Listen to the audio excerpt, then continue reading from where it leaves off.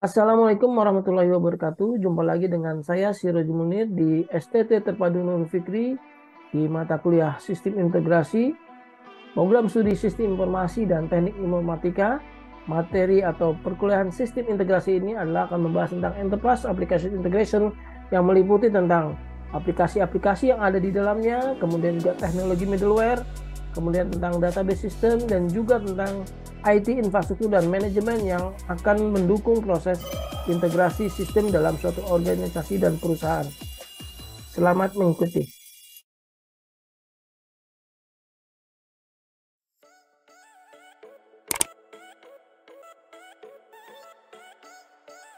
Assalamualaikum warahmatullahi wabarakatuh.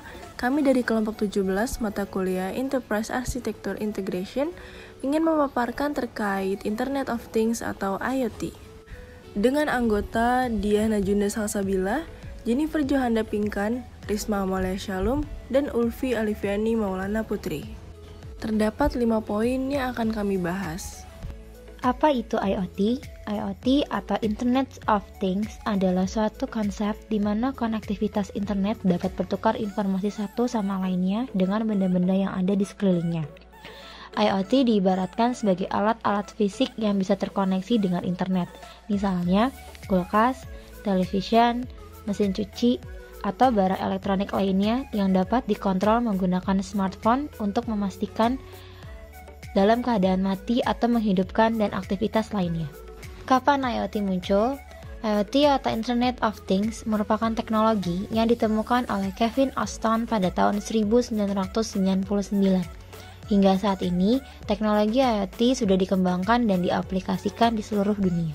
Kemudian yang ketiga itu ada where, yaitu di mana penerapan IoT dilakukan. Penerapan elektronik yang telah dilengkapi oleh IoT akan terhubung satu sama lain melalui internet yang telah dirancang untuk dapat bertukar data.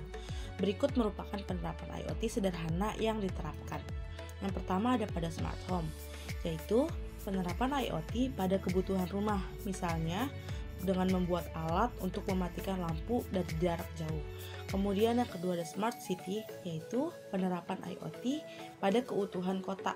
Misalnya alat pengingat yang tersambung dengan hotline ke dinas kebersihan kota untuk peringatan sampah yang sudah menumpuk di titik-titik tertentu. Kemudian yang ketiga ada sistem keamanan biometrik, yaitu penerapan IoT dengan menggunakan sensor sidik jari, mata, dan sebagainya, misalnya pada login aplikasi. Kemudian yang keempat ada WHO, yaitu siapa pengguna IoT. Penggunaan IoT di zaman sekarang tentunya sudah sangat berkembang dengan pesat. IoT diciptakan untuk memudahkan pekerjaan penggunanya. Penggunaan IoT sendiri lebih ditargetkan kepada orang yang suka mengeksplor teknologi dan merubahnya menjadi lebih bermanfaat dengan mempermudah pekerjaannya dengan menyambungkan sistem IoT dengan smartphone.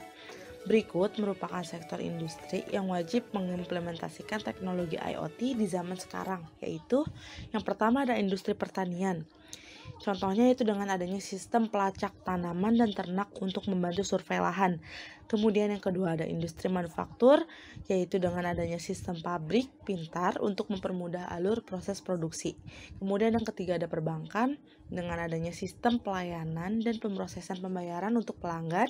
Yang keempat ada energi, dengan sistem pemantauan area bisnis menggunakan drone untuk memantau keselamatan kerja. Yang kelima ada retail, yaitu sistem analisa perilaku pelanggan. Yang keenam ada transportasi, dengan adanya sistem analisa pergerakan dan logistik untuk memantau perutaan logistik. Lalu yang ketujuh ada kesehatan, dengan adanya sistem pendataan untuk menghindari pendataan manual yang rawan kesalahan.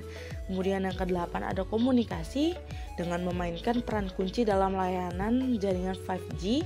Lalu yang terakhir ada perhotelan, dengan adanya sistem integrasi penawaran tamu dengan menghubungkan sistem hotel dan gadget tamu secara bersamaan.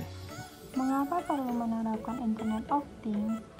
Internet of Things dapat mengoptimalkan kehidupan manusia dengan bantuan sensor dan kecerdasan buatan yang menggunakan jaringan internet untuk menjalankan perintah-perintah dan menghubungkan manusia dengan perangkat serta perangkat dengan perangkat. Fungsi Internet of Things adalah mengumpulkan data atau informasi, kemudian mengolah data sehingga menghasilkan makna yang dapat dipahami. Internet of Things dapat mengubah manajemen informasi mendapatkan sistem dan solusi cerdas yang dapat diterapkan di rumah, kantor, rumah sakit, transportasi, perusahaan, sekolah, dan pabrik. Konsep IoT mengacu pada 3 elemen utama pada arsitektur IoT. Yang pertama, barang fisik yang dilengkapi modul. Yang kedua, perangkat koneksi ke internet seperti modem dan router wireless PD. Yang ketiga, cloud data center, tempat untuk menyimpan aplikasi beserta database. Seluruh penggunaan barang yang terhubung ke internet akan menyimpan data. Data tersebut terkumpul sebagai big data yang kemudian dapat diolah untuk dianalisa baik oleh pemerintah, perusahaan, maupun negara asing untuk kemudian dimanfaatkan bagi kepentingan masing-masing.